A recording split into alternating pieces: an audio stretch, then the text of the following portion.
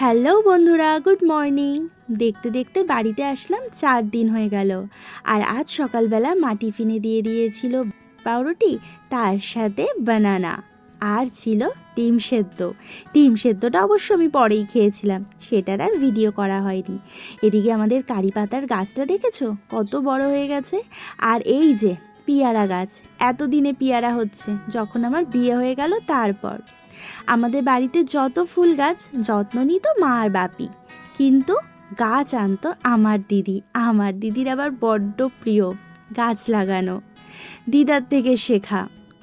বাড়িতে আসলাম, হই হই করে কাটছে, কিন্তু মাঝে মাঝে ভীষণ মন খারাপ করছে। সেই মন খারাপের কথা নয় আর নাই বললাম, কারণ যত মন খারাপের কথা ততই কষ্ট। আর সবসময় সবাইকে আনন্দ দেওয়াটাই আমি মনে করব আগে দরকার। আমাদের এই কারি পাতা গাছটা দেখেছো এত বড় হয়ে গেছে, ছাদ থেকে খুব ইজিভাবেই কারি পাতা নেওয়া যায়।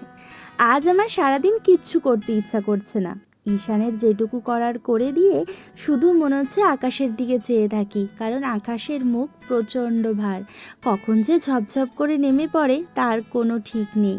আর বাড়ির আনাচে কানাচে দেখতে ইচ্ছা করছে, কত যে স্মৃতি তার কোনো নেই ঠিক।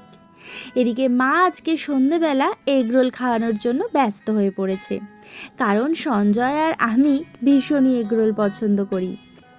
না না না, শুধু আমি আর সঞ্জয় না, আমার দিদি, ডিজে, এমনকি আমার বাপিও মায়ের হাতের এগরোল ভীষণ প্রিয়। বাইরের এগরোল ভুলে যাবে মায়ের হাতের এগরোল খেলে, কি স্বাদ আর কি টেস্ট হয়। আমি যতবার বাড়িতে ট্রাই করেছি কোনো বাড়ি কিন্তু এত টেস্ট হয়নি। জানি না মায়ের হাতের কি জাদু আছে, এই জাদু হচ্ছে মায়ের ভালোবাসার জাদু, মায়ের আদরের জাদু।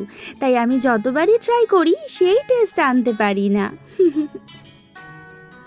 এইদিকে এগরোল হচ্ছে আর ভাবছি কখন আমি খাবো, কারণ আমার যে আর জিভের জল মানে না, আমি এগরোল খেতে ভীষণ ভালোবাসি।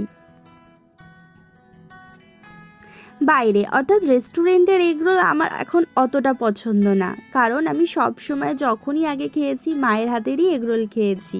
চাউমিন, এগরোল আমি কোনোটাই সেইভাবে কিন্তু বাইরে খেতাম না, যা খেতাম মাই আমাকে করে দিত। বাড়িতে এসে কত যে ছোটবেলার কথা মনে পড়ে তার কোনো ঠিক নেই। আর কিছুদিন পরেই পুজো, প্রত্যেকবার পুজোর আগে আমার বাপি যে কত জিনিসপত্র কিনে নিয়ে আসতো সে আর তোমাদের কি বলবো। কারণ পুজোর সময় অনেকে তো আছে যারা বাইরে খায়, আমরা পুজোর সময় সেভাবে কোনো দিনই বাইরে খাইনি, আমরা যা খেয়েছি ঘরে খেয়েছি। আমাদের pulao, chicken, mutton, fried rice সমস্ত কিছু ঘরে হতো, তার সাথে তো লুচি, পরোটা, ছোলার ডাল, কাশ্মীরি আলুর দম, পায়েস এগুলো ছিলই। বাইরের খাবার বাপি সেরকম পছন্দই করতো না, মায়ের হাতের টেস্ট তাই জন্যই তো পছন্দ করতো না, আর ঘরেই করা হতো সমস্ত কিছু। দেখো, আমি এইদিকে তোমাদের সাথে আমার ছোটবেলার কথা শেয়ার করছি, আর এইদিকে আমার মায়ের এগরোল রেডি। তাহলে বন্ধুরা আজকের মতো এখানেই টাটা, এগরোলটা খেয়ে নি জমিয়ে। তোমরা তোমার মায়ের হাতের কোন রান্নাটা ভালো খাও সেটা অবশ্যই জানিও, আর ভিডিও কেমন লাগলো সেটাও জানিও।